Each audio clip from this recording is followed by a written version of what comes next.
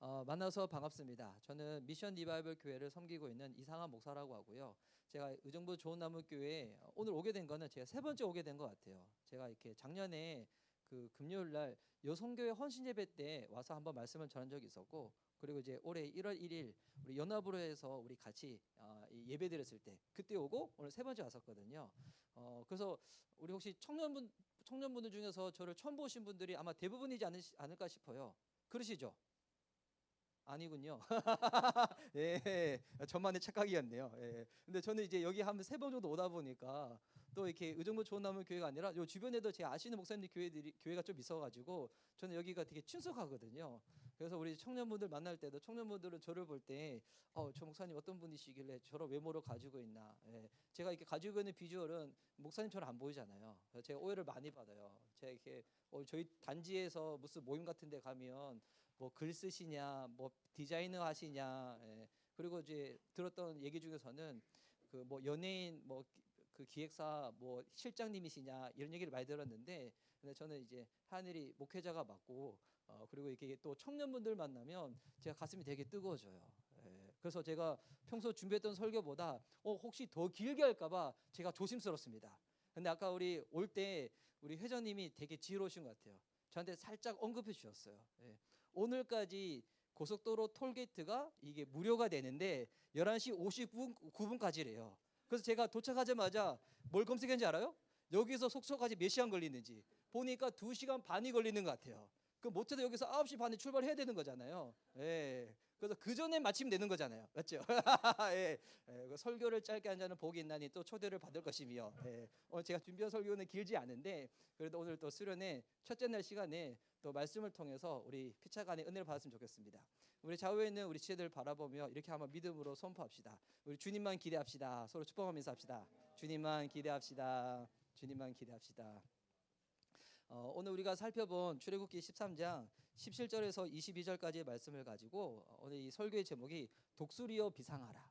근데 오늘 또 특별히 우리 청년부니까 청년 독수리여 비상하라라는 설교의 제목으로 우리 은혜를 누리고자 합니다. 제가 이렇게 여기 그 의정부 좋은나무 교회에 딱 올렸고 고속도로 타다가 딱 들어오다 보면 여기 주변이 여기가 민락 지역이죠. 맞나요? 예, 그 의정부의 신도시 민락. 예, 밀락. 제가 발음이 제가 이렇게 해외에서 생활을 오래 해서 발음이 죄송해요. 제가 경상도 출신이라 가지고 발음이 그런데 민락.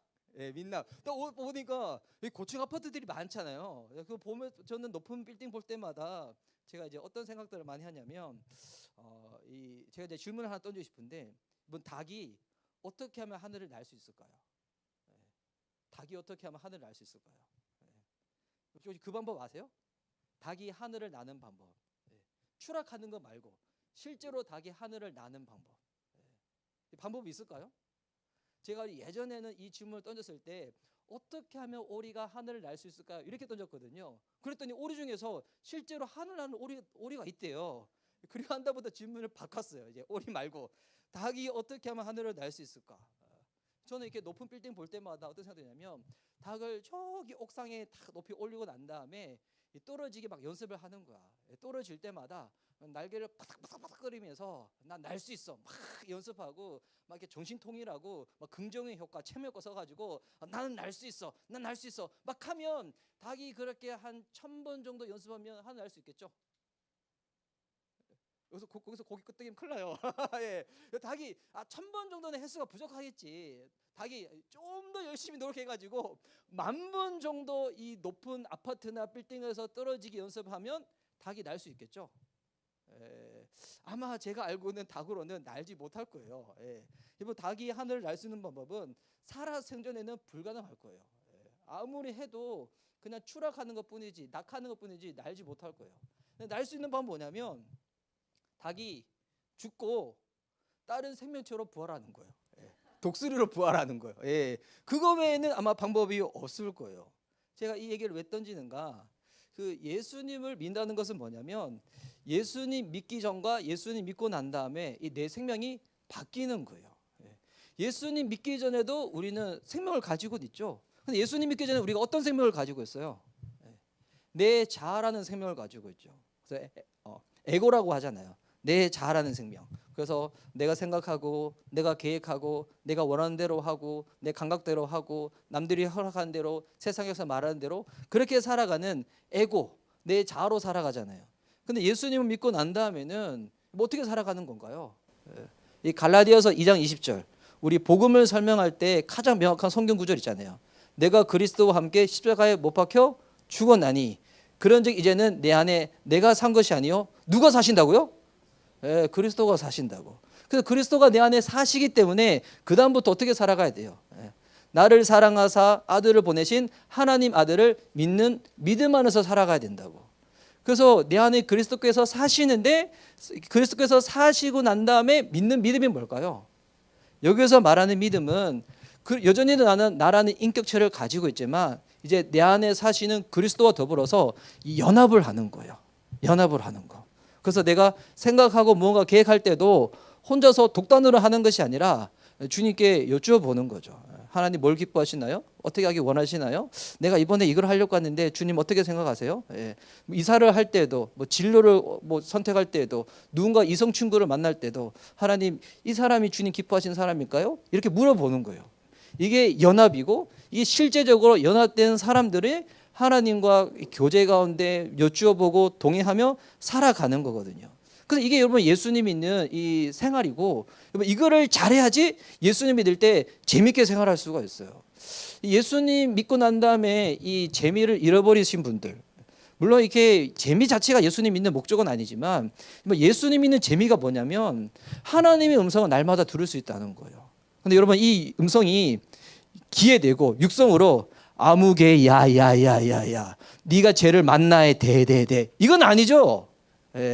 이런 육성은 우리가 이 땅 살아가는 동안에 한두 번 들을까 말까요. 근데 어떤 사람들은 날마다 육성 듣는 분이 있어. 그런 친구는 어떻게 해야 돼요? 기도가 필요한 거예요. 하나님의 음성을 어떻게 듣는가? 주님이 우리의 생각 가운데 하나님의 생각을 집어넣어 주세요. 우리의 생각 가운데, 우리의 마음 가운데 주님 생각을 집어넣어 주시는 거예요. 그래서 예수님 믿기 전과 예수님 믿고 난 다음에 이 생명이 바뀐다. 그래서 이거를 잘 설명할 수 있는 저는 비유로 설명한다면 이 조류로 설명한다면 예수님 믿기 전에는 내 에고로 살아가는 거잖아요. 근데 그 모습은 이 참새와 비슷한 것 같아요. 예수님 믿고 난 다음에 그 삶은 이 독수리랑 비슷한 것 같아요. 참새도 새고 독수리도 새잖아요. 근데 여러분 참새랑 독수리 한번 곰곰이 묵상해 보세요. 나는 방법이 어떤지 알아요? 완전히 달라요. 참새가 어떻게 나는지 혹시 보신 적 있어요? 참새는 보면 하늘 날 때 날개를 계속 멈추지 않아요. 파다닥 파다닥 파다닥 파다닥 해요. 근데 독수리는 어떻게 나는지 알아요? 처음에는 날개짓을 몇 번 하기도 하지만 대부분 독수리들은 참새처럼 나는 것이 아니라 이 공중을 하늘을 활공을 하는 거예요. 날개를 펼쳐가지고 바람을 타면서 쫙 활공을 하는 거예요. 참새들 중에서 날개를 펼치고 활공하는 참새 본 적 있어요? 그런 참새는 낙하예요. 그 참새는 살 수가 없어요. 근데 독수리는 날개를 펴고 이 활공을 쫙 가는 거예요. 둘 다 새긴 새고 둘 다 날개는 나는데 이 나름 방식이 완전히 다르죠. 근데 이게 영적으로 설명한다면 이게 똑같은 거예요. 예수님 만나기 전에 이 인생의 삶이라는 것은 이 참새와 비슷한 거예요. 내가 날마다 열심으로 노력으로 의지로 계속 날개짓을 하는 거야. 안 하면 떨어질 것 같고 안 하면 도태될 것 같고 내 친구들은 보니까 새벽에 일어나서 영어 학원 공부 간다 뭐 한다 자기 개발한다 쭉 하는데 나는 의정부 좋은 나무교회 청년부에 나 열렬 친절해 가지고 새벽 일어나면 나는 공부하러 가지 못하고 새벽 예배 와야 되고 이러면 나는 마치 도태되는 것 같고 남들은 이번 연휴 때 다 해외로 놀러 간다는데 우리는 좋은 이 청년부 회장님 만나서 수경하러 가고 이게 도대체 뭔가 라고 생각할 수가 있잖아요. 그런데 그 참새와 같은 사람들은 내가 안 하면 안 된다고 도태되는 거예요. 반면에 독수리는 그렇게 날지 않죠. 내가 노력을 안 한다는 게 아니에요. 이제는 어떻게 살아가는가? 바람을 타면서 사는 거예요. 주님이 일으키는 그 바람을 타면서 쫙 사는 거예요. 그래서 예수님 믿는 것은 생명이 바뀌었다. 생명이 바뀌었다는 것은 그 존재가 바뀐 거기 때문에 바뀐 존재로서의 삶 자체도 어떻게 되는가? 완전히 달라지는 거예요. 완전히 달라지는 거. 그 새의 비유로 따지면 참새냐?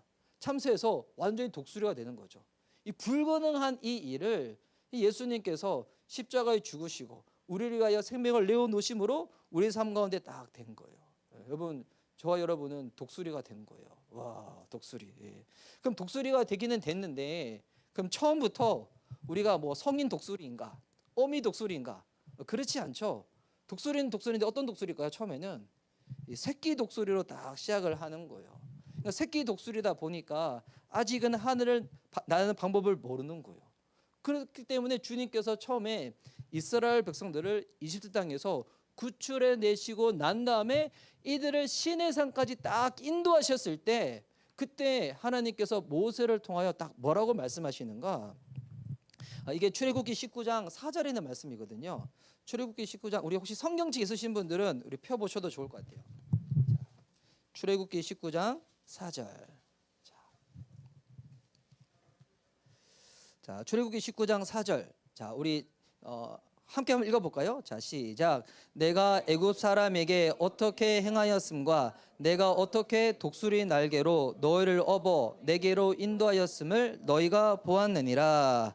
아멘. 자, 여기서 보니까 하나님이 이스라엘 백성들 가운데 말씀하실 때 뭐라고 이렇게 딱 표현하고 있나요? 어미 독수리가 그 날개로 새끼를 업어 날랐다는 거예요. 저는 이 평소에 성경을 이제 세번역 성경을 많이 보는데, 세번역 성경에는 좀 더 자세히 나와 있어요. 너희는 내가 이집트 사람에게 한 일을 보았고 또 어미 독수리가 그 날개로 새끼를 업어 나르듯이 내가 너희를 인도하여 나에게로 데려온 것도 보았다. 하나님이 당신을 이스라엘 백성들 가운데 딱 설명을 할 때 뭐라고 설명하시는 거예요? 주님이 어미 독수리라는 거예요. 그럼 하나님이 어미 독수리다. 그럼 이스라엘 백성들은 뭐가 되는 거예요? 예, 새끼 독수리가 되는 거예요. 예. 우리는 새끼 독수리가 되는 거예요. 그렇기 때문에 우리가 이제 주변의 사람들을 바라볼 때 가끔씩 어떨 때는 막 화가 확 올라올 때 이 동물을 비유 삼아가지고 사람들 막 얘기할 때가 있잖아요. 절대로 여러분 소새끼, 말새끼, 강아지 부르면 안 돼요. 예. 뭐라 불러야 돼요? 독수리 새끼라고 불러야 돼요. 예. 남을 향해서 욕은 하고 싶은데 강아지 쓰면 안 되잖아요. 그때 우리가 쓸 수 있는 영어, 예이 독수리 새끼야. 예. 이게 성경어로 맞다는 거예요. 왜? 주님이 이스라엘 백성들 알아듣게끔 그렇게 말씀하시는 거예요. 나는 어미 독수리야. 근데 너희는 아직까지 새끼 독수리니까 아직 나는 방법을 모르다 보니까 어쩌겠다는 거예요. 내가 너희를 업어서 이집트 땅에서 나와가지고 지금 어디 오셨을 때 이 말씀하셨냐면 시내산에 딱 도착했었을 때 하나님께서 모세를 통하여 이 말씀을 하시는 거예요. 너희 새끼 독수리라고. 그러면 새끼 독수리라면 평생에 새끼 독수리로 사는 걸까요? 아니죠. 자라야죠. 성장을 해야 되는 거예요. 새끼 독수리만 쭉 있는 것이 아니라 새끼 독수리가 청년이 돼야 되는 거예요. 그리고 청년의 신앙이 나중에는 부모의 신앙이 되는 거예요. 왜냐하면 부모의 신앙이 된다는 게 뭔지 알아요? 이제 내가 누군가 생명을 낳는 거예요. 제사생활을 하는 거예요. 제자를 삼고 제자 훈련을 하는 거예요. 근데 그전에는 우리가 청년 때를 다 보내는 거죠. 그래서 하나님이 이스라엘 백성들한테 말하는 거예요. 지금까지는 새끼 독수리였지만 너희들 여기서 안주하면 안 돼. 성장해야 돼. 자라나야 돼. 너희들이 청년 독수리가 되어야 돼. 라고 하면서 하나님께서 이스라엘 백성들 가운데 아직은 홍해를 건너기 전이에요. 우리가 아까 살펴봤던 출애굽기 13장에는. 그런데 너희가 성장하기 위해서 필요한 세 가지가 있다는 거예요. 이 세 가지가 무엇인가? 큰 키, 풍성한 머리숱, 짧은 명, 이게 아니에요. 예. 우리 자매들이 좋아하는 형제 타입잖아요. 예. 키 크고 머리숱 풍성하고 돈 많은데 명도 짧다. 예. 역시 신앙이 있는 자매들 아멘을 안 해요. 훌륭해. 여기서 아멘 하면 그 자매는 회개가 필요한 거야. 예. 예. 근데 세상에는 진짜 이런 형제들을 원해요. 키 크고 머리숱 풍성하고 머리숱 다 풍성하네. 풍성하고 돈 많고 명 짧고, 예. 이런 형제들 좋아하잖아요. 그런데 이제 주님은 이게 우리가 필요한 것이 아니라 우리가 신앙적으로 자라기 위해 필요한 것 세 가지가 있는데 그게 뭔가? 광야고 요셉의 유골이고 구름기둥 불기둥이라고 말씀하세요. 이 세 가지. 광야, 요셉의 유골, 구름기둥 불기둥. 그럼 이게 뭔지 우리 한번 살펴봐야 되겠죠. 여러분, 이 출애굽기는 그냥 3000년 전에 하나님께서 모세를 통해 이집트 백성들을 구출해낸 과거의 오래된 옛날 이야기지. 라고 받아들이면 안 되겠죠. 물론 3,000년 전에 일어난 이야기지만 이 성경을 볼 때 우리는 지금 어떻게 봐야 되는 거예요?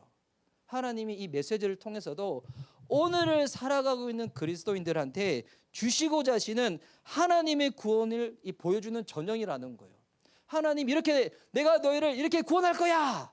그러면 그 구원을 받은 이 하나님의 자녀들, 백성들은 아 주님 그럼 우리가 이렇게 성장하겠습니다 라는 믿음의 반응을 보여야 되는 거예요. 그러기 위해서 필요한 세 가지: 광야, 요셉의 유골, 구름기둥, 불기둥. 먼저는 광야입니다. 오늘 본문으로 다시 돌아와서 13장 17절과 18절 말씀입니다. 제가 한번 읽어드릴게요. 바로가 백성을 보낸 후에 블레셋 사람의 땅의 길은 가까울지라도 하나님이 그들을 그 길로 인도하지 아니하셨으니 이는 하나님이 말씀하시기를 이 백성이 전쟁을 하게 되면 마음을 돌이켜 애굽으로 돌아갈까 하셨음이라. 그러므로 하나님이 홍해의 광야길로 돌려 백성을 인도하심에 이스라엘 자손이 애굽 땅에서 대열을 지어 나올 때에. 자, 오늘 이 17절 18절 말씀해 보면 자, 이 광야길 말고도 원래 있는 길이 있어요. 그 길이 뭐냐면 17절에 이렇게 나오죠. 블레셋 사람의 땅의 길은 가까울지라도. 제가 이거 원래 지도를 좀 준비해서 좀 보여주고 싶었는데 이 그 지도를 보면 이스라엘 백성들이 이집트에 살았을 때 그곳의 지명이 뭐냐면 이 고센이라는 땅이에요. 근데 고센에서부터 원래 가나안으로 갈 때 보면 이렇게 다이렉트로 갈 수 있는 길이 있어요. 그게 보면 바닷가를 옆에 두고 딱 지나갈 수 있는 그 해변길이거든요. 그래서 이 고센에서 해변길로 해가지고 가나안 땅까지 딱 가면 이 오래 걸려도 한 일주일이면 갈 수 있어요. 그렇게 긴 이 거리가 아니거든요. 그런데 이 이집트에서 나와가지고 홍해를 건널 때 보면 다이렉트로 쭉 이렇게 가는 게 아니라 하나님이 아래쪽으로 해가지고 홍해 바다를 건너게 하시고 밑쪽으로 불러가지고 시내산에서 해가지고 그 광야로 올라가서 뺑뺑이를 돌다가 딱 들어가거든요. 그러니까 일주일 만에 갈 수 있는 길을 하나님이 이 길에서 몇 년을 굴리시는가? 40년 가까이 팍 뺑뺑이를 딱 돌리시는 거예요. 그래서 가까이 갈 수 있는 길, 이 길이 어떤 길인가? 이 해안길인 거예요. 해안길 말고 이스라엘 백성들이 이제 지나갈 길은 광야길로 딱 지나가는 거예요. 여러분 해안길이 있다, 광야길이 있다. 오늘 이제 속초 갈 때 우리 내비 딱 찍으면 우리 이제 갈 수 있는 길이 여러 방향이 있잖아요. 그럼 여러분 이렇게 가장 최소 시간 길로 딱 찍으실 거예요? 아니면 통행료는 저렴한데 무료 도로라고 있잖아요. 보면 이렇게 뺑뺑뺑 돌아가는 길, 막 국도로 해가지고 뺑뺑 돌다가 막 대관령 타고, 요즘 대관령 타나? 돌아가는 길. 여러분 오늘 마치고 속초 갈 때 짧은 길로 가실 거예요? 뺑뺑 돌아서 가실 거예요? 여러분 왜 짧은 길로 가고 싶어요? 왜 빨리 가려고. 그러니까 이거는 여러분 사람이라면 당연한 거예요. 해변길, 편한 길, 쉬운 길이 있고 광야길, 거친 길, 좁은 길이 있어요. 또 이 해변길은 상인들이 이 무역을 했던 도로라 가지고 이 도로 상태도 상당히 좋은 거예요. 근데 광야길은 말이 좋아서 길 붙였지, 여러분 길이에요? 길이 아니야. 그냥 내가 걸어가면 길을 만드는 거야. 길이 없었던 거예요. 그러면 사람이라면 모두가 해안길을 원할 거예요. 편한 길을 원할 거예요. 쉬운 길을 원할 거예요. 그런데 하나님은 왜 굳이 이스라엘 백성들을 그 좋고 편하고 쉬운 길이 아니라 거칠고 좁고 험한 이 광야길로 쫙 인도하실까요? 이 쉽고 편한 길이 우리가 보기에는 좋아 보이는데, 근데 이게 멀리 내다봤을 때는 꼭 이게 항상 좋은 길은 아니라는 거예요. 그렇다고 해서 오늘 이렇게 이 예배 마치고 갈 때 일부러 뺑뺑 돌아서 가지 마세요. 짧은 길로 가세요. 왜 하나님께서 하나님의 백성들을 광야길로 쫙 돌리시냐면, 여러분 이 광야길이 아니고서는 이 그리스도인들이, 하나님의 백성들이 훈련이 없이는 뭐가 안 길러지는가? 실력이 안 길러지는 거예요. 제 주변에 있는 청년들 중에서, 요즘 청년 중에서 그런 청년들 많잖아요. 이렇게 일하는 거 싫어하고 그냥 돈은 빨리 벌고 싶으니까 코인에 확 걸어버리고, 코인에 확 걸어. 코인이 그래서 확 쪘다가 요즘은 다시 다 반토막 났죠. 그래서 반토막 나가지고 힘들어하는 청년들이 제 주변에 좀 있거든요. 그 아니면 이렇게 주식 같은 거 대박 나고 싶어가지고 막 했다가 요즘 주식이 다 또 하한가를 하고 있으니까, 그러니까 다들 이렇게 쉽고 편하게 돈을 많이 버는 것만 딱 하고 싶어 하는 거예요. 근데 여러분, 세상 삶은 어떻습니까? 세상 삶은 이 전쟁이잖아요. 전쟁. 혹시 이제 여기 우리 청년들 중에서 나이가 가장 선배인 분이 회장님이세요? 회장님이세요? 아, 그러세요? 아, 저는 회장님을 인물로 뽑은 줄 알았어요. 아니었군요. 하여튼 믿음을 뽑았겠죠. 근데 제가 우리 청년들한테 제가 예언을 하나 해드릴게요. 이제 지금까지 대한민국 땅에서 살면서 지금 살아오는 거 만만치 않았죠. 되게 힘들었죠. 고달팠죠. 제 믿음의 예언을 해드릴게요. 앞으로 그것보다 몇 배나 되는 엄청난 환난과 고난이 여러분을 기다리고 있을 겁니다. 저 아직 저도 나이가 그렇게 많지는 않거든요. 저 짧게 살아봤는데도 불구하고 보니까 살면 살수록 더 그런 것 같아. 살면 살수록. 뭔가 결혼 안 한 사람들은 다 결혼하고 싶어가지고 다 목매였는데 막상 결혼해 보세요. 결혼한 선배들이 왜 얘기를 안 하는지 알아요? 너희들도 같이 조직에 숨어서 한번 보자는 거예요. 이 조직에 숨어서 왜 내만 보냐? 너희들 빨리 보자는 거예요. 그런 다음에 애를 딱 낳았다. 여러분, 애를 얻는 순간에 저는 실제로 청년들한테 그 얘기를 하거든요. 인생의 진정한 거듭남은 두 번 있다. 한 번은 예수님 만나는 거고, 두 번째 거듭남은 자식을 얻는 순간부터. 이게 내 배에서 낳긴 낳는데, 이 도대체 낳는데 보니까 내 말을 안 들어. 내 말을 안 쳐들어. 지 인격이 있고 지 자아가 있다고 내 말을 안 쳐들어. 저희 집 가정이 그렇다는 게 아니에요. 저희 집 가정은 행복하다고 선포하고 싶어요. 하여튼 여러분 앞으로 살아갈 이 인생은 결코 만만치가 않을 거예요. 그런데 이 세상은 전쟁과도 같은데, 전쟁과도 같은 이 세상 가운데 훈련이 없다, 광야길로 가지 않는다, 뭐가 안 길러지는가? 실력이 안 길러진다는 거예요. 실력이 안 길러진다는 거. 흔히 이 성경에서 가장 그 대표적인 인물이 누구냐면 사울과 다윗이 그래요. 우리 사울과 다윗 이미 잘 알잖아요. 여러분, 사울의 인생을 잘 보세요. 사울의 인생에 훈련이 있었던 것 같아요? 사울은 훈련이 없어요, 인생에. 근데 다윗은 보세요. 고난 많잖아요. 근데 고난은 많았지만 그만큼 뭐가 됐나요? 훈련이 있었다는 거예요. 그러니까 훈련이 없었던 인생과 훈련이 있었던 인생. 여러분, 사울도 실패하고 넘어지고 다윗도 실패하고 넘어져요. 사무엘상을 읽다 보면 다윗을 우리가 이제 잘 봐야 되는데, 다윗을 되게 위대한 인물로는 칭송하지만 보면 이번 다윗이 정말 허물이 많어.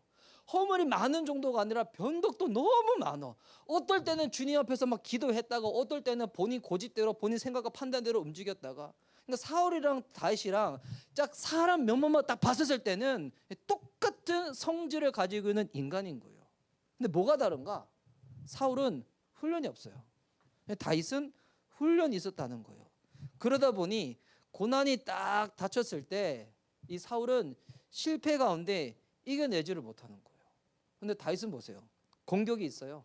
비난이 있어요. 실패도 있어요. 본인이 잘못해서 넘어지기도 많이 했어요.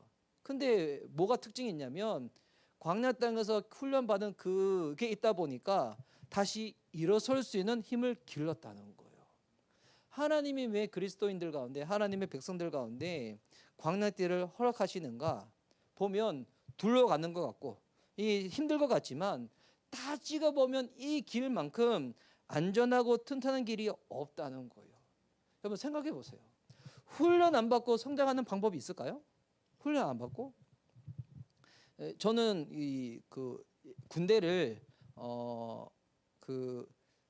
기갑병을 나왔거든요. 보니까 우리 회장님이 보니까 지금 주특기가 기갑부대에 있으셨대요. 저는 이렇게 탱크 조종수, 전차 조종수였는데, 이 전차 조종수들은 훈련소에서 6주 훈련 받고 난 다음에 저희 전라도 광주 상무대에 가가지고 거기서 한 8주 9주 또 훈련을 받아요.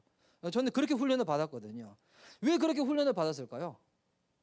이게 병사들 중에서 가장 값비싼 군수 용품을 다루는 병사들이 전차병이거든요. 저는 M48이라고 진짜 가만히 놔둬도 알아서 고장나는 그런 전차를 몰았었는데, 근데 보니까 그때 당시도 이 전차가 그렇게 오래된 전차인데도 불구하고 한 50억 정도 된다고 들었어요. 정확히는 잘 모르겠어요. 한 50% 정도 들었는데 여러분 훈련이 없으면 여러분 이런 전투 어떻게 불어요? 예. 심지어 자동차 하나 몰렸고 해도 여러분 운전면허 학원 다녀야 되고 시험 쳐야 되고 합격해야지 딱 할 수가 있는 거잖아요. 똑같은 겁니다. 훈련 안 받고 성장하는 방법이 없다는 거예요. 영적으로도 훈련받지 아니하고 절대로 내 것이 되는 길은 없다는 것입니다. 홍해를 건너기 전에 이스라엘 백성들은 어떤 상태였습니까? 말 그대로 노예였죠. 그냥 종이었어요. 근데 하나님이 그들을 일방적인 은혜 가운데 딱 구출해 내신 거예요. 출애굽 시켜 주신 거죠. 딱 구원해 내신 거예요. 근데 하나님이 그들을 향하여 너희들은 나의 군대라고 부르세요. 출애굽기 말씀 보면 너희들은 나의 군대라고. 근데 군대는 군대인데 군인은 군인인데 어떤 군인인 거예요? 훈련 받지 않은 군인인 거예요. 그러니 그 상태가 어떠냐면 오합지졸인 거예요. 근데 하나님이 광야길을 통해서 그들을 어떻게 만들고 싶어 하시는가? 정말 하나님의 군대다운 군대로 만들고 싶어 하신다는 거예요. 여러분의 혹 인생 가운데 왜 하나님 나한테 자꾸 이렇게 힘들고 어려운 길을 허락하시나요? 라는 사람이 있다면 여러분 그때는 이렇게 해석해야 돼요. 아, 그만큼 하나님이 나를 강한 믿음의 사람으로 만들어 가시는 거구나. 그때 이 믿음이 필요해요. 정말 하나님이 나보다 나를 더 잘 아시지. 그러니 하나님이 나의 성들을 너무 잘 아시니까 그런 훈련을 통하여 내가 독수리로 날 수 있도록 나를 만들어 가시는 것이지. 저는 이제 정현현 목사님 만날 때마다 참 이게 그 위로가 됐는데, 저는 교회를 개척한 지 이제 한 3년 정도 됐거든요. 근데 정현현 목사님이 이제 개척하신 지 17년이 되셨다고 들었어요. 3년 됐는데 보니까 참 개척이 만만치는 않는 것 같아요. 그래서 만나면 이게 많은 분들이 물어보세요. 교회 사역하시는데 괜찮으시냐고. 대답 어떻게 될지 모르겠어. 너무 재밌어요라고 하면 교만해 보이고, 힘들어요 하면 너무 약간 좀 찌질해 보이고. 그래서 지혜롭게 생각해 은혜 가운데 잘 견디고 있습니다. 이렇게 대답을 하는데, 근데 이제 3년 딱 됐는데 보니까 개척하고 나서 3년 동안에도 훈련된 게 많지만, 지금 개척하고 난 다음에 여러분 제가 뭐 때문에 버티고 있냐면, 이전에 제가 부사역자일 때, 저는 26살 때 전도사가 됐거든요. 그래 나서 저는 한 교회에서만 부사역자로 16년을 있었어요. 근데 그때는 있으면서 왜 하나님이 나한테 이런 시간들을 허락하셨는지 너무 답답하고 힘들었어요. 막 이유도 모르겠고. 근데 시간 지나 보니까 알 것 같아. 아, 하나님이 이때를 위함이었구나. 이때를 위함이었구나. 제 안에는 저를 만나면서 이런 생각이 들 거예요. 왜 하나님, 왜 이상한 목사님처럼 이런 남편을 만나게 해서 나를 하여금 단련케 하시나요? 왜 그럴까요? 나주 처음 갈 때 상금 많이 받으라고. 할렐루야. 제가 바꿔서 말하고 싶지만 이렇게 얘기했습니다. 하나님 왜 저런 자매님을 만나서 나를 연단시키나요? 이게 아니라 하나님이 저를 저 자매님 만나게 하셔서 저 자매님을 연단시키시는 거겠죠. 저는 은혜를 누리고 할렐루야. 해석을 잘해야 돼요. 자, 그래서 하나님이 우리들 가운데 그런 인생을 허락하신다. 여러분 결코 이게 도태되는 게 아니에요. 망가지는 것도 아니에요. 남들이 나보다 좀 더 일찍 간다고 진짜 일찍 가는 것 같죠? 결코 아니에요. 저는 대학생일 때 예수님을 만났는데, 저는 일반대를 다니고 있다가 그때 은혜를 너무 크게 받아가지고 발을 헛디뎌서 신학교를 갔거든요. 눈 떠 보니까 사역자가 돼 있어서. 여러분 은혜를 받을 때 정신을 똑바로 차려야 돼요. 그때 쓸데없이 그냥 서원할 때 막 일어서고 막 손 들잖아요. 주님은 순수하셔가지고 네가 그때 손 들고 나는 다 지켜봤어. 막 밤에 잘 때마다 문 두드리면서 아무개야 너 그때 서원했잖아. 막 주님 끝까지 주님 너무 순수하셔가지고 우리의 표현 그대로 다 받아내세요.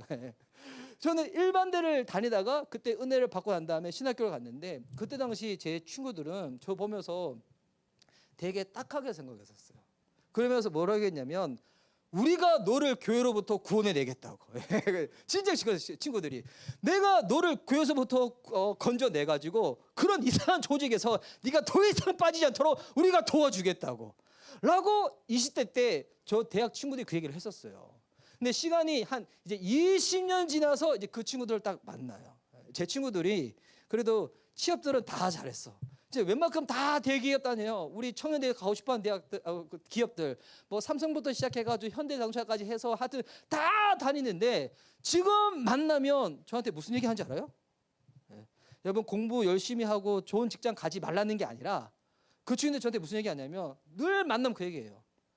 상암아, 너는 네가 가는 그 길 네가 정말 좋아서 가는 길이지. 당연하죠. 물론 저의 이 인격의 부족함 때문에 넘어질 때 많이 있지만 하나님이 허락하시 부르신 가운데 제가 자발적으로 아멘하여 순종하고 있거든요. 예. 근데 그 친구들이 저의 그런 고백을 정말 부러워해요. 예. 그 친구들은 뭐 지금 벌고 있는 수입 정도와 뭐 누리고 있는 재산 정도를 따지면 솔직히 뭐 저보다도 훨씬 더 풍성히 누리지만 지금 뭐 하고 있냐면 너무 이게 마음에 이 길이 맞나? 이렇게 사는 게 맞나? 라고 얘기를 하고 있어요. 20년 전만 하더라도 저를 바라보면서 너희가 이 사람아 네 교회라는 그 못된 조직으로부터 우리가 너희를 구출해낼 거야 라고 했던 친구들이 이제는 마음이 너무 험하고 답답하대. 열심히 살아가지고 이렇게 돈을 제법 벌면 괜찮은 삶, 행복한 삶을 살 줄 알았는데 막상 살아보니까 또 어떤가? 아무것도 아니었다는 거. 아무것도 아니었다는 거. 여러분 이 말을 잘 들으셔야 돼요. 여러분이 좋은 직장 취업하지 말라는 얘기도 아니고 돈을 벌지 말라는 것도 아니에요. 하나님이 허락하신 은사와 이 열심히 노력 가운데 성실하게 이렇게 인생의 삶을 딱 끌고 나가게 됐지만 그 가운데 하나님을 절대로 놓치면 안 된다는 거예요. 하나님이 인도하시는 그 길이 그 순간 광야길이라 할지라도 돈이 가는 거 갈지라도 시간 지나보면 믿음의 고백이 달라지는 거예요. 나 참 잘 살았다. 왜? 내가 뭔가 뛰어나서 그런 게 아니라 하나님이 그래도 내 삶의 주인 되셔서 나를 이렇게 인도하셨지. 여러분 그럴 때가 꼭 온다는 것입니다. 하나님이 왜 우리를 광야길로 인도하시는가? 훈련을 통하여 믿음의 사람으로 만들어내시기 위하여. 이 두 번째 필요한 것은 뭐냐면 요셉의 유골입니다. 이 19절과 20절 말씀인데요. 제가 다시 또 한번 읽을게요. 모세가 요셉의 유골을 가졌으니 이는 요셉이 이스라엘 자손으로 단단히 맹세하게 하여 이르기를 하나님이 반드시 너희를 찾아오시리니 너희는 내 유골을 여기서 가지고 나가라 하였음이더라. 그들이 숫곳을 떠나서 광야 끝 에담에 장막을 치니. 자, 그들이 나갈 때 모세가 뭘 가지고 나갔다는 거예요? 요셉의 유골을 가지고 나갔다는 거예요. 왜 요셉의 유골을 가지고 나갔냐면 이 창세기 50장 이 마지막 장을 보면 요셉이 후손들한테 부탁하는 게 있어요. 무슨 부탁을 했는가? 우리 한번 성경을 보면서 또 한번 확인해 보면 좋을 것 같아요. 자, 창세기 50장 말씀을 한번 펴 보세요. 창세기 50장. 창세기 50장 우리 22절에서 26절. 창세기 제일 마지막 부분이죠. 요셉이 죽기 전에 이 부탁을 하는 거예요. 제가 한번 쭉 읽을게요. 22절부터 눈으로 한번 따라오세요. 요셉이 그의 아버지의 가족과 함께 애굽에 거주하여 110세를 살며 에브라임 자손 3대를 보았으며 므낫세의 아들 마길의 아들들도 요셉의 스라에서 양육되었더라. 요셉이 그의 형제들에게 이르되 나는 죽을 것이나 하나님이 당신들을 돌보시고 당신을 이 땅에서 인도하여 내사 아브라함과 이삭과 야곱에게 맹세하신 땅에 이르게 하시리라 하고 25절 26절을 같이 읽을까요? 자, 시작. 요셉이 또 이스라엘 자손에게 맹세시켜 이르시기를 하나님이 반드시 당신들을 돌보시리니 당신들은 여기서 내 해골을 메고 올라가겠다 하라 하였더라. 요셉이 110세의 죽음에 그들이 그의 몸에 향 재료를 넣고 애굽에서 임관하였더라. 아멘. 요셉이 죽기 전에 그의 후손들한테 뭐를 부탁하는 거예요? 그러니까 맹세를 받아냈는데 너희들이 지금은 이집 땅에 살고 있지만 아브라함과 이삭과 야곱의 하나님께서 우리들 가운데 약속하신 바대로 여러분은 여기서 살다가 죽을 인생이 아니라 반드시 가나안 땅에 간다는 거예요. 반드시 가나안 땅에 갈 거니까 그때 나를 기억해서 내 유골을 가지고 가 달라는 거예요. 야, 여러분 이때 요셉이 앞으로 400년 후에 일어난 일인데 근데 그때를 바라보며 요셉이 다 부탁을 하는 거예요. 그때 가나안 땅 들어갈 때 너희들만 들어가는 게 아니라 내 유골도 가지고 가줘. 요셉의 유골이 상징하는 게 뭘까요? 그리고 나서 400년 동안 딱 시간이 지나가면서 이들이 이 요셉의 유골을 볼 때마다 어떤 생각 들을까요? 맞죠? 요셉이 우리한테 부탁했었지. 요셉이 왜 부탁했을까? 맞아, 하나님이 아브라함과 이삭과 야곱에게 약속하시고 말씀하신 바가 반드시 이루어질 것이지. 요셉의 유골을 볼 때마다 그들은 어떤 생각했냐면 하나님의 약속, 하나님의 말씀은 반드시 이루어진다는 거예요. 요셉도 대단하죠. 400년 뒤에 일어난 일인데 하나님이 반드시 약속하신 바대로 이루실 거기 때문에 잊지 말고 내 육을 또 가지고 가죠. 와, 이스라엘 백성들 이거 볼 때마다 마음에 늘 그게 각인되는 거예요. 맞아. 하나님이 말씀은, 하나님의 약속은 반드시 이루어질 거야. 반드시 이루어질 거야. 여러분, 이게 이스라엘 백성들 가운데 왜 중요할까요? 이스라엘 백성들 가운데 하나님의 약속의 말씀은 반드시 이루어진다라는 믿음은 뭐냐면, 나는 이제 눈에 보이는 것을 쫓지 않겠다는 거예요. 여러분, 이 결단을 하는 거예요. 나는 눈에 보이는 것을 쫓지 않겠다. 이번 광야길을 가는 동안에 이게 훈련이 딱 안 되어 있으면 가나안 땅 들어갈 때, 여러분, 그 땅이 아무도 살지 않는 땅이 아니잖아요. 가나안 땅에 이미 살고 있는 이 종족들이 있는 거예요. 근데 이들은 어떻게 살고 있어요? 이방 민족들의 그들의 문화대로 음란하고 미신적이고 우상을 숭배하는 문화들로 딱 팽창하고 있는 거예요. 근데 그게 아주 화려해 보여, 아주 멋져 보여. 정말 이렇게 이 아담과 하하가 이 뱀의 말을 듣고 난 다음에 선악과를 보자마자 탐스럽기도 하고 보암직도 하고 막 이렇게 보이는 것처럼 그 가나안 땅에 들어가는 순간부터 뭐야?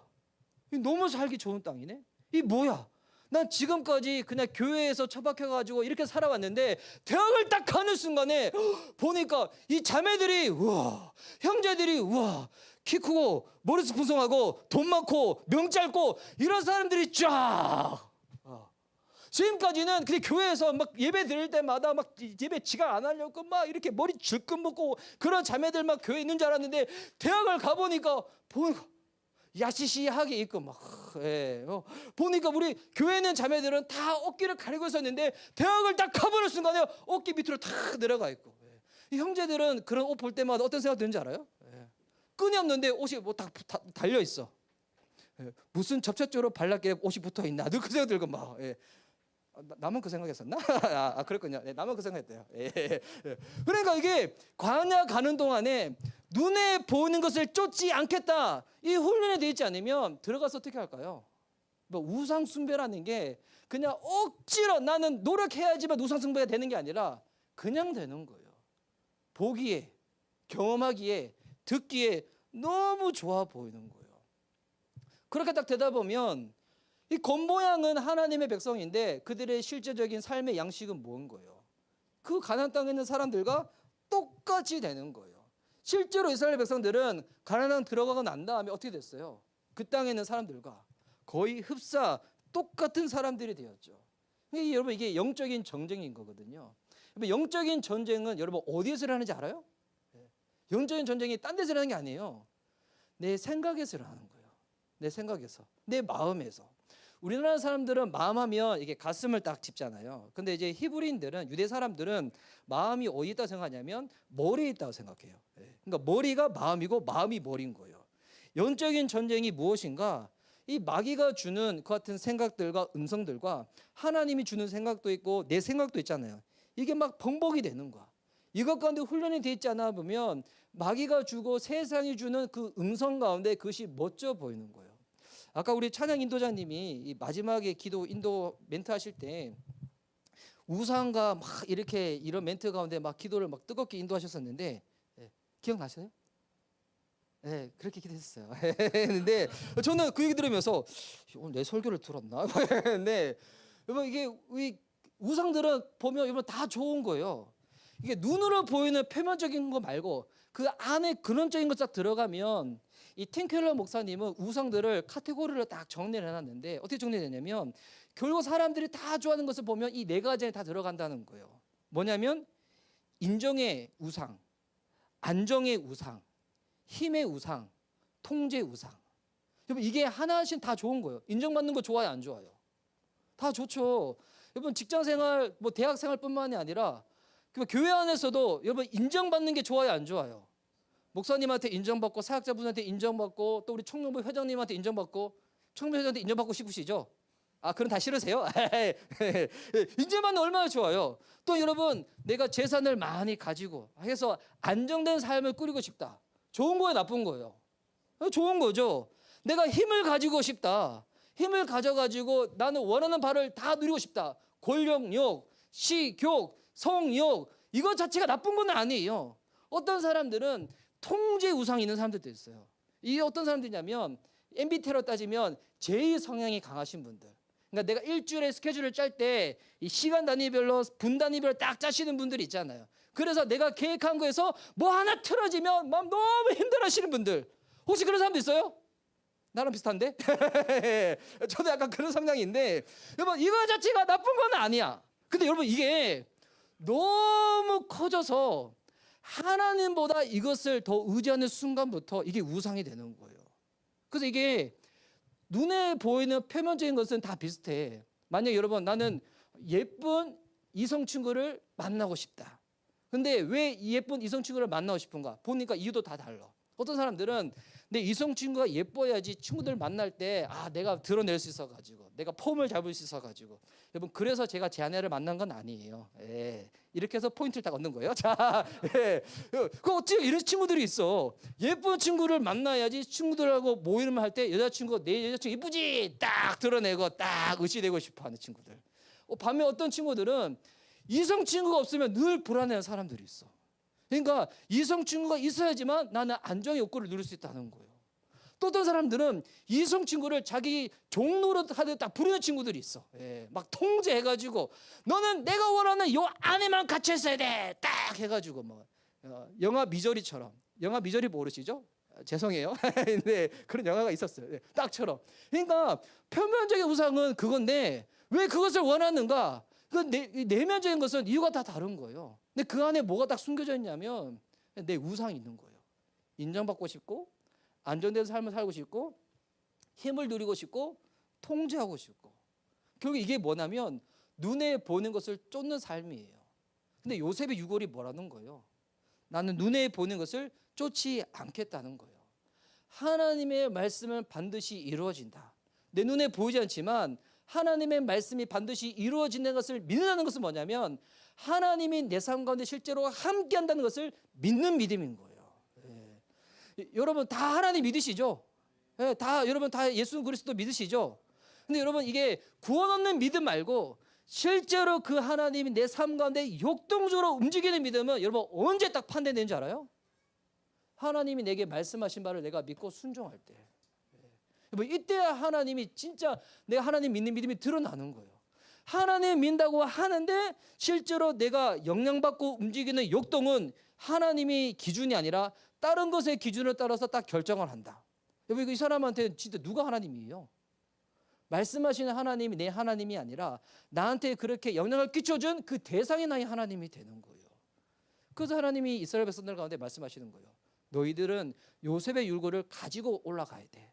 이 뭘 상징한다고요? 하나님의 말씀은 반드시 이루어진다. 이 말인즉 나는 하나님을 지금도 믿고 있다. 내 삶 가운데 함께 하신다. 그분을 따라가겠다. 그래서 이스라엘 백성 가운데 필요한 이 세 번째가 뭐냐면 구름 기둥과 불 기둥이에요. 이 21절과 22절 말씀이 나와 있습니다. 다시 출애굽기 13장으로 한번 가보실까요? 출애굽기 13장 21절에서 22절. 자, 이 마지막 본문은 우리 함께 한 목소리를 읽도록 하겠습니다. 자, 시작. 여호와께서 그들 앞에서 가시며 낮에는 구름 기둥으로 그들의 길을 인도하시고 밤에는 불 기둥을 그들에게 비추사 낮이나 밤이나 진행하게 하시니 낮에는 구름 기둥 밤에는 불 기둥이 백성 앞에서 떠나지 아니하니라. 아멘. 낮에는 구름 기둥 밤에는 불 기둥 비추기도 하시고 또 이 구름 기둥이 이동하고 불 기둥이 멈춰서고 이동할 때마다 따라가기도 하고 그래서 불 기둥과 구름 기둥이 이 영적으로 의미하는 바는 하나님이 우리와 함께 하신다. 하나님의 임재. 그리고 이 기둥이 움직일 때마다 어떻게 돼요? 따라가야 되잖아요. 하나님의 인도하심. 하나님의 인도하심은 주님과의 동행과 딱 이렇게 맞닿아 있거든요. 여러분 이게 없으면 이스라엘 백성들 어떻게 되는 거예요? 근데 우리가 이제 이 본문을 이해할 때 맞아 구름 기둥이 가면 맞아 구름 기둥 저기 가는구나 우리 또 쫓아가야지. 여러분 우리는 이렇게만 이해하는데 우리는 왜 이렇게 이해하냐면 우리가 사막에서 안 살아봐서 그래요. 근데 실제로 사막에서 계셨던 분들 저는 사막 체험을 길게 하지는 않았어요. 예전에 미국 땅 놀러 갔었을 때 그때 이제 무슨 창조과학 여행이라고 그 버스를 타고 계속 사막길 갔다가 거기 가면 노아 홍수 이전의 땅과 노아 홍수 이후의 땅을 확인할 수 있는 데가 있거든요. 거기를 막 쫓아다니는 여행인데 그때 사막 땅을 딱 가보니까 그때 난 조금 경험했어요. 이번 사막 땅에서 그늘이 없다. 어떻게 되는지 알아요? 살 수가 없어. 아, 목사님 머릿수도 없어서 뭐 그런 것 같은데 아니에요. 예. 머릿수도 있어도 그늘 없는 데서 살 수가 없어. 예. 이게 내릴 때는 이 땡볕이 이 대한민국에서는 도저히 경험을 못하는 이 내릴 때는 강력한 햇빛이 쫙 내리쬐는데 진짜 그때 제가 머리숱이 왜 부족한지 혹시 이유 알아요? 왜냐면 제가 적은 능력 가지고 주의 일 가운데 순종한다고 하나님이 그 크신 손으로 저를 자꾸 쓰다듬어 주셨어요. 예. 상암아 수고한다. 상암아 수고한다. 예. 주님의 능력의 손으로 팍 하다 보니까 뭐 주의 손길이 닿는 곳마다 다 빠져가지고 그런데 예. 여러분 광야길을 가는데 그림자가 없다. 살 수가 없어요. 살 수가 없어. 예. 이거는 뭐냐면 생존과 직결되어 있는 거예요. 또한 이 사막에서는 낮 기온과 이 밤 기온이 완전히 떨어지기 때문에 불이 없다. 이 추위를 견딜 수가 없는 거예요. 그래서 여러분 구름 기둥, 불 기둥을 쫓아간다는 것은 뭐냐면 이거는 생존에 대한 문제예요. 예. 살고 싶으면 따라가야 돼요. 나는 아예 그냥 뭐 어차피 오래 살았으니까 이렇게 살다가 죽어도 그만이다. 그러면 안 따라가도 돼. 살고 싶으면 이거는 절대적인 거예요. 이거는 필수적인 거예요. 있어도 그만 없어도 그만 옵션이 아니라는 것입니다. 여러분 그리스도인의 삶 가운데서 하나님의 임재, 주님의 동행, 주님의 인도하심 이게 뭐라는 거예요? 이 절대적이라는 거예요. 절대적이라는 거. 근데 이걸 절대적인 것으로 인정하지 않고 우리 이제 의정부 좋은 나무 교회는 그런 친구도 없는 것 같아. 근데 이제 우리 미션 리바이벌 교회는 가끔 그런 친구들이 있어요. 예수님 믿는 거는 주일 예배 드리는 것으로 필요 충분 조건을 다 했다. 이렇게 여기는 친구들. 그래서 주일날 예배만 드리면 필요 충분 조건을 다 했다. 이런 친구들은 명절날 주일 예배 올까요? 안 올까요? 모르겠어요. 그래서 안 하는지 모르겠는데 오늘 우리 교회 청년들이 그래서 이게 보니까 주일 예배 때 드리면 그냥 내가 할 거 다 했지. 그냥 일주일 살아가는 동안에는 하나님 자꾸 내 인생 가운데 이래라 저래라 간섭하지 마세요. 내가 알아가지고 내가 좀 쉬기도 쉬고 놀기도 놀고 이렇게 저렇게 내 마음대로 좀 하고 싶은데 왜 굳이 이렇게 주중의 삶 가운데도 오셔가지고 사사건건 나를 괴롭히고 간섭하시고 막 그러시나요? 이런 친구들은 하나님의 임재, 주님의 동행, 주님의 인도하심을 어떻게 여기는 거예요? 옵션이고 옵션. 옵션은 있어도 그만 없어도 그만이잖아요. 그런데 하나님이 이스라엘 백성들 가운데 말씀하신 이건 뭐냐면 옵션이 아니에요. 절대적인 거예요. 살고 싶으면 쫓아가야 되는 거예요. 살고 싶으면 멈출 때 거기 딱 멈춰야 되는 거예요. 그러지 아니하고 세상의 땡볕에 딱 내리찐다. 견딜 수가 없다는 것입니다. 여러분 그리스도의 삶도 믿음으로 전진을 해야 되는 거잖아요. 근데 그리스도의 삶을 어떻게 믿음에 전진할 수 있는가? 이거 잘 이해하셔야 되는데 그리스도인의 삶은 내가 개척하는 삶이 아니에요. 어떻게 해서 우리가 전진할 수 있는가? 구름 기둥이 가잖아요. 나는 살고 싶어서 쫓아간 것밖에 없어. 근데 보니까 자연스럽게 어떻게 되는 거예요? 이만큼 이동해 있는 거야. 나는 살고 싶어서 하나님 멈추라 했을 때 딱 멈출 것밖에 없어. 근데 딱 뒤돌아보니까 그만큼 내가 주님을 더 알고 있는 거예요. 살고 싶어가지고 필수적인 요소 가운데 쫓아간 것밖에 없는데 뒷길을 딱 뒤돌아보니까 와 하나님과 동행이 뭐라 딱 직결되어 있는가? 이 그리스도인의 믿음의 전진과 딱 직결되어 있는 거예요. 주님이 이렇게 가라고 하는데 난 이렇게 안 가고 내가 스스로 개척하겠다고 난 딴 길로 간다. 그 다음부터는 이제 본인의 삶, 본인이 그렇게 선택했으니 본인이 그 선택 가운데 그 책임을 딱 지면서 이 독수리에도 불구하고 참새처럼 날개짓 하다가 그렇게 딱 되어진다는 것입니다. 결국 하나님께서 이스라엘 백성들을 이와 같은 삶을 딱 인도하셔가지고 정말 드러내고 싶어 하신 것은 뭐냐면 하나님 되심을 보여주고 싶어 하시는 거예요. 오늘 우리 교회 주일 예배에서 나눈 거였는데 이 출애굽기 말씀 보면 이제 이집트 백성들이 아니죠. 이스라엘 백성들이 이 세겜에서 딱 나와가지고 딱 하나님께서 딱 인도하셔가지고 딱 보니까 홍해 앞바다에 딱 있는 거예요. 뒤에는 누가 쫓아와요? 이집트 지금 병사들이 쫓아오는 거야. 군대가 쫓아오는 거야. 눈앞에는 뭐가 있는 거예요? 홍해 바다가 있는 거예요. 우리는 이미 결과를 아니까 하나님이 쫙 갈라주셔서 지나갔다고 했지. 여러분 결과를 모르는 상태에서 그 상태에 딱 놓였다. 마음이 어떨까요? 나올 때는 좋았어. 나올 때 얼마나 좋아요.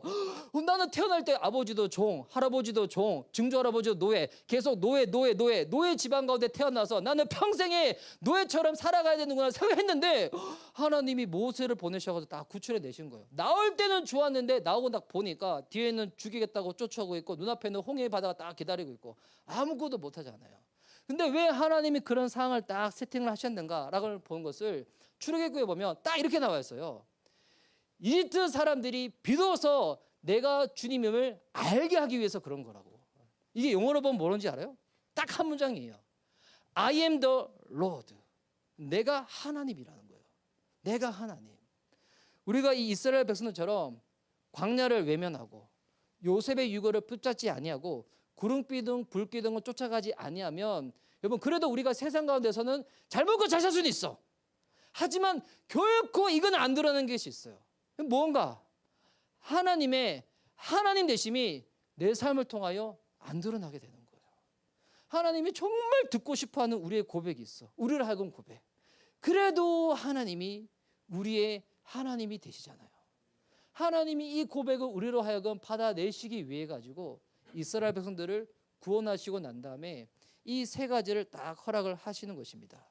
여러분 이거 없으면 독수리는 독수리인데 여전히 계속 새끼 독수리로 내 힘, 내 노력, 내 의지로 계속 허덕이며 살다가 딱 끝나버리는 거예요.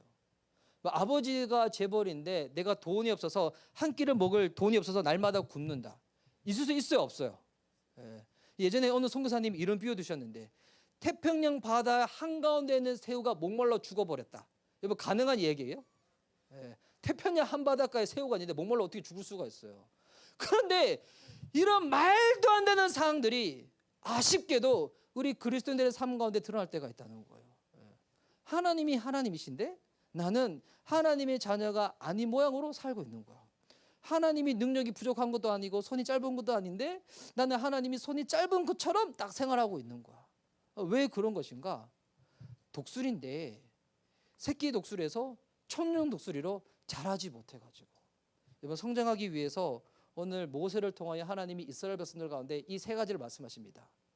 광야가 필요할 거라고, 요셉의 유고를 가지고 올라가라고, 그리고 불기둥, 구름기둥은 옵션이 아니라 절대적인 것이라고. 여러분 이게 오늘날 우리 그리스도인들, 우리 청년들 더불어서 그리스도인에게도 주님께서 이 세 가지를 허락하실 거예요. 광야가 주어질 거고요, 요셉의 유고를 가지고 가야 되고요, 불기둥, 구름기둥 살기 위해서는 그것을 쫓아가야 한다는 것입니다. 우리 의정부 좋은나무교회 우리 청년들 오늘 이 설교의 제목처럼 참새가 아니라 새끼 독수리가 아니라 우리 청년 독수리로 비상할 수 있는 저와 여러분이 됐으면 좋겠습니다. 이 말이 안 되는 이 세상의 유혹을 거부해 버리시고 하나님 허락하신 바대로, 여러분 저도 아직 인생 짧게 살아서 잘 모르겠지만 좀 살아보니까 주변 친구들, 대학교 때 예수님 안 믿고 살았던 친구들과 예수님 믿고 그래도 그나마 주님 쫓아가려고 그렇게 아둥바둥 노력하면서 왔던 친구들 삶을 딱 비교해 보면 진짜 달라요. 그런데 한 20년 살아도 이만큼 다른데 나중에 시간이 지나서 죽음이라는 문턱 앞에 딱 섰었을 때 그때는 어떨까요? 그때는 진짜 우리가 다른 고백 가운데 딱 하게 될 거예요. 와, 하나님이 허락하신 것이 정말 최선이었구나. 그 삶을 놓치지 않는, 그 삶을 쫓아갈 수 있는 우리 의정부 좋은나무교회 청년들 될 수 있기를 예수님의 이름으로 축복하는 바입니다. 아멘. 우리 함께 기도하시도록 하겠습니다.